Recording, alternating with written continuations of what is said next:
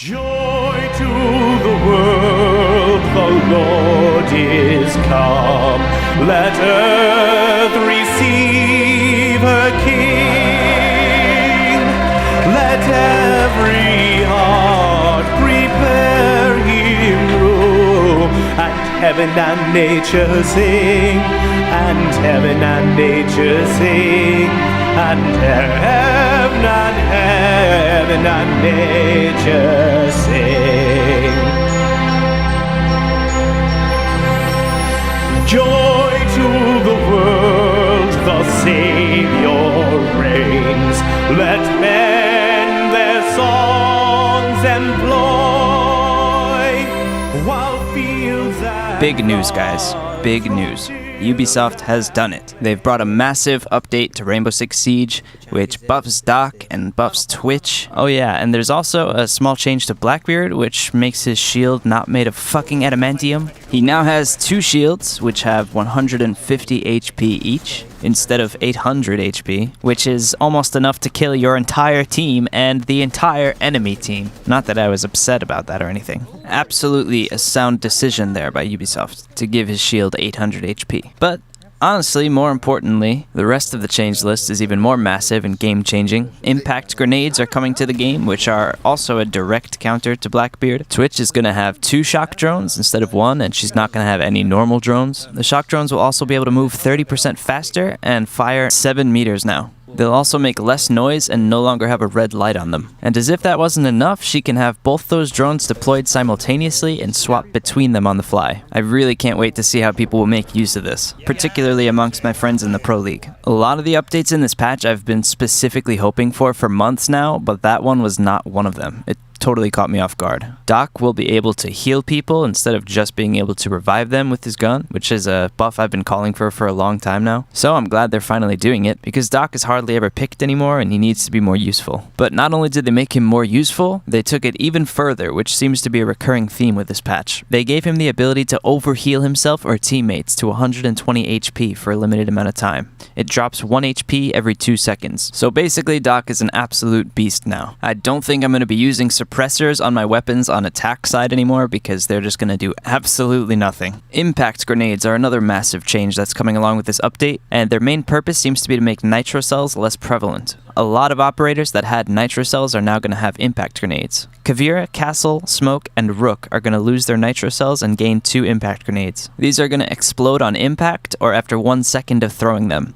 And it doesn't detail this on the website, but from what I heard, they're going to down people and not kill them instantly. I'm still not too sure about this one. It seems a bit overpowered, but I'll have to see it in action before I make a final judgment on it. My assumption for how these are going to find their way into the meta is that people are going to throw one to blow a hole in the wall and save the other for players. But what I'm personally most excited for is the potential to surprise enemies with these. Using a Valkyrie camo, you can watch the enemies approach a hallway, throw an impact grenade and blow a hole in the wall and jump through and surprise motherfucker them. And moving on to the new attacker gadget, we have claymores added to the game. These are going to be used to counter roaming and to cover their backs while progressing forward, flanking, or when in a vulnerable position like sniping or droning. They're pretty big and bulky and easy to spot, plus they have 3 laser rays on them, so they're mainly going to be targeting people who are rushing and not paying much attention. They explode in a front-facing directional pattern according to the website, so I'm assuming that means if you're standing behind it, you won't take damage from it, but the roamer chasing you will die. And the ones getting these are Thatcher, Twitch, Glaz, and Thermite. Thatcher's losing his stun grenades, Twitch is losing her stun grenades, Glaz is losing breaching charges, and Thermite's losing his breaching charges and his stun grenades in favor of a claymore and smoke grenades, which I think is going to be amazing. We're going to be seeing Thermite come into play even more often now, especially on bomb where he usually carries the diffuser. Now he can throw smoke down and place a claymore before or after he plants the diffuser, which will further prevent the defenders from disabling it. Long story short, bomb site retakes are about to get a whole lot harder. We're also seeing 2 new weapon attachments, a muzzle brake and a heavy barrel. The muzzle brake will reduce first shot recoil, and the heavy barrel increases damage at long distance but adds some recoil. I don't know why the heavy barrel is supposed to increase long range damage and increase recoil, because in real life they're meant to reduce recoil. But I don't want to complain about realism. As long as it serves the game, it's all that matters. This update is not all sunshine and rainbows though.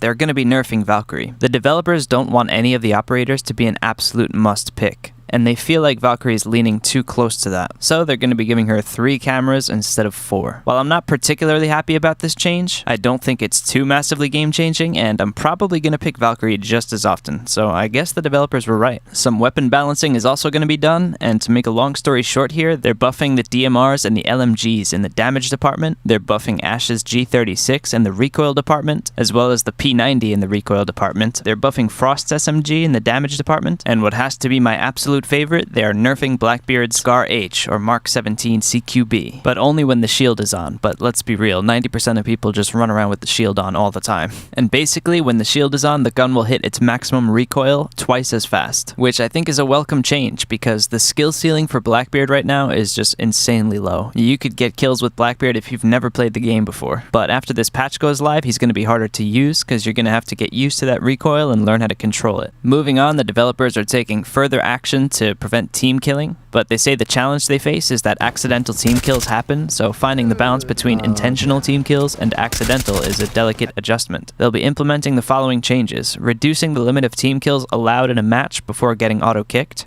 and killing the hostage is now considered to be multiple team kills. They say they also noticed that most intentional team kills happen in the early stages of the match, so they've reduced the limit of team kills allowed in the early phase of the match before getting auto-kicked, and early team kills add up throughout the whole match and will not reset in between rounds. But what excites me by far the most in this section is that they say they have a dedicated team working on hit reg issues, and I sincerely hope that's true because this, in my opinion, is the biggest crutch of this game. It's such an amazing game, but it's sitting on such a broken foundation right now. And since the start of Season 3, hit reg issues somehow got worse, at least in my experience. So if they can just fix this game will have so much more potential, both overall and as a serious esport, because the hit reg issues that I see should not be occurring in a game with good tick rate servers. And yes, it is often related to ping, but most of the time it's not, at least on PC. And then finally, moving on, we have the main bug fixes, and I'm just going to talk about what stands out to me here, because some of these are actually pretty big. It seems they're going to be fixing deployable shield exploits, where on Oregon you can put down a shield and use it to vault inside the white van. And it also says under gameplay fixes, light coming from outside the building will hinder the player looking outside from inside during gameplay. So does that mean they're going to be reducing the light when looking outside? Because that's a pretty massive change, and I thought that was fully intentional. But on most maps, during daylight, it does pretty much completely blind you. So I'm pretty excited to see what that change does. But it's most likely going to upset the people who complain about spawn killing. They fixed a bug where it was possible to shoot through a small gap between reinforced walls when they're deployed adjacent to each other but on opposite sides of the wall.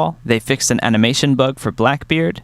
They fixed a bug where interrupting Kavira's interrogation on a downed player and then reviving that player results in camera issues. Also, Jaeger's trophy systems would all shoot at the same grenade if it comes into close proximity of them, and they fixed that. And they fixed a defender being able to clip through an attacker's shield and melee shoot or kill them. And that's a pretty big change, but the biggest one on here for me is they fixed the infamous thermite glitch, where you could shoot at a reinforced wall if the wall was partially destroyed and shoot the exothermic charge right off of it. I've seen this glitch exploited a lot in ranked, and I'm so glad they finally fixed it. Whew, that was a lot of talking for one video.